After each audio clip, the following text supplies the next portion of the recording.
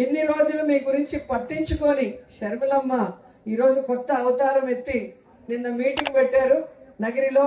నేను వైఎస్ఆర్ బిడ్డ అని చెప్పుకోవడం తప్ప వైఎస్ఆర్ గారిని అభిమానించే మీకోసమైనా వైఎస్ఆర్ గారికి పేరు తెచ్చే విధంగా ఏమైనా ఒక మంచి పని చేసిందా అంటే ఏమీ చేసింది లేదు. మొన్నటి వరకు తెలంగాణలో వైఎస్ఆర్ తెలంగాణ పార్టీ అని పెట్టి నేను ఇక్కడే పుట్టాను, ఇక్కడే పెరిగాను, ఇక్కడే పెళ్లి చేసుకున్నాను, తెలంగాణ ప్రజలే నా ప్రజలు, వాళ్ళకి సర్వీస్ చేస్తాను చచ్చిపోయేంత వరకు అనింది. ఇప్పుడు ఆ పార్టీని గాలికి వదిలేసి ఏ రాజశేఖర్ రెడ్డి గారిని కుటుంబాన్ని విచ్ఛిన్నం చేసిందో కాంగ్రెస్, ఏ రాష్ట్రాన్ని కాంగ్రెస్ విచ్ఛిన్నం చేసిందో, ఏ కాంగ్రెస్ అయితే రాజశేఖర్ రెడ్డి గారు చనిపోయాక ఆయన పేరుని ఎఫ్ఐఆర్ లో పెట్టిందో, ఏ కాంగ్రెస్ అయితే ప్రత్యేక హోదా లేకుండా ఈరోజు ఆంధ్రప్రదేశ్ ని సర్వనాశనం చేసే విధంగా విభజన చేసిందో అలాంటి కాంగ్రెస్ లోకి జాయిన్ అయ్యి ఈరోజు జగనన్న మీద మన మీద విషం చెమ్మటం మీ అందరూ కూడా గమనించాలి. ఎందుకంటే నిజమైన రాజన్న బిడ్డ జగనన్న మాత్రమే.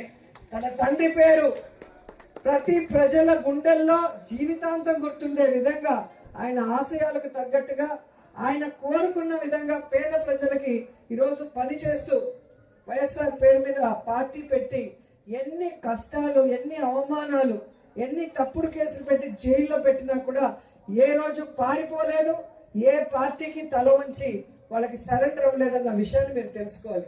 కానీ షర్మిల గారు ఈరోజు కాంగ్రెస్ లో చేరి వైఎస్ఆర్ ఆత్మని క్షోభించే విధంగా చేసింది. ఈరోజు జగనన్నని ఓడించడానికి చంద్రబాబు నాయుడు వదిలిన బాణం లాగా చంద్రబాబు నాయుడికి మంచి చేకూరే విధంగా వైఎస్ఆర్ కాంగ్రెస్ పార్టీ ఓట్లు చీల్చడానికి మా నాన్న వైఎస్ఆర్ అని చెప్పుకుంటుందే తప్ప నాన్న పేరు నిలబెట్టే విధంగా ఏమీ చేయలేదని మరొకసారి గుర్తు చేసుకోవాలి.